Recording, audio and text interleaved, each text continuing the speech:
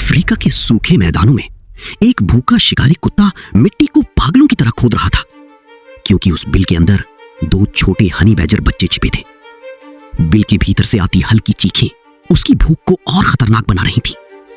उसने अपने शरीर से बिल का मुंह बंद किया और तेजी से मिट्टी उड़ाने लगा, लेकिन उसे बिल्कुल अंदाजा नहीं था कि वो अफ्रीका के सबसे निडर जानवर के बच्चों को छू चुका है।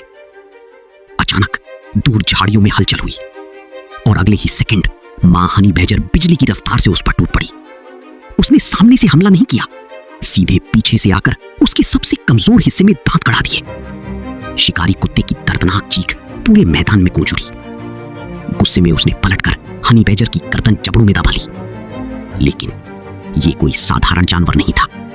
उसकी गर्दन की चमड़ी इतनी मोटी और ढीली थी कि दांत अंदर तक पहुंच ही नहीं पा रहे थे। उल्टा हनी बैजर ने अपना शरीर मोड़ा और सीधे कुत्ते की नाक को जकड़ लिया।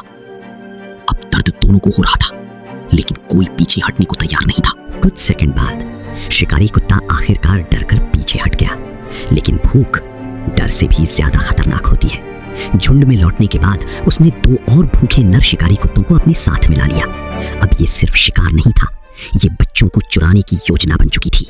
तीनों धीरे धीरे गंध का पीछा करते हुए मां हनी बैजर के नए बिल तक पहुंच गए, और जैसे ही मां कुछ देर के लिए बाहर निकली, तीनों ने धीरे से अपना मुंह बिल के अंदर डाला, और तभी अंधेरे बिल के भीतर कुछ हिला।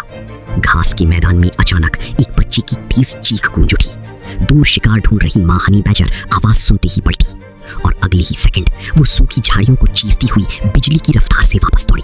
उसकी नजर सीधे उन तीन शिकारी कुत्तों पर पड़ी जो उसके बच्चे को बिल से बाहर खींच चुके थे। तीनों उससे कई गुना बड़े थे, लेकिन उस वक्त एक मां के अंदर का डर मर चुका था। वो बिना रुके उन पर टूट पड़ी। सीधा हमला, फिर वही सबसे खतरनाक निशाना, नाक। एक शिकारी दर्द से चीख उठा, दूसरे ने गुस्से में उसे जमीन पर पटक दिया, लेकिन हनी बैजर फिर उठ खड़ी हुई। उसकी आंखों में अब सिर्फ गुस्सा नहीं था, वो अपने बच्चों के लिए जान देने को तैयार थी। तीनों शिकारी कुत्तों ने उसे चारों तरफ से घेर लिया। उन्हें लगा संख्या ही जीत दिला देगी, लेकिन अगले कुछ सेकंड में पूरा मैदान चीखों से भर गया। हनी बैजर बिना रुके हमला करती रही। दांत, पंजे, मिट्टी, खून। अब शिकारी खुद डरने लगे थे। धीरे धीरे उनका हौसला टूट गया और आखिरकार तीनों अपनी पूंछ दबाकर भाग निकले। मां हनी बैजर हांफती हुई अपनी घायल बच्चे के पास पहुंची। कुछ सेकंड तक बच्चा हिला तक नहीं, फिर धीरे धीरे उसने अपनी आंखें खोली। मां ने उसे अपने सीने से लगा लिया और दोनों छोटी बच्ची उसके शरीर से चिपक गई।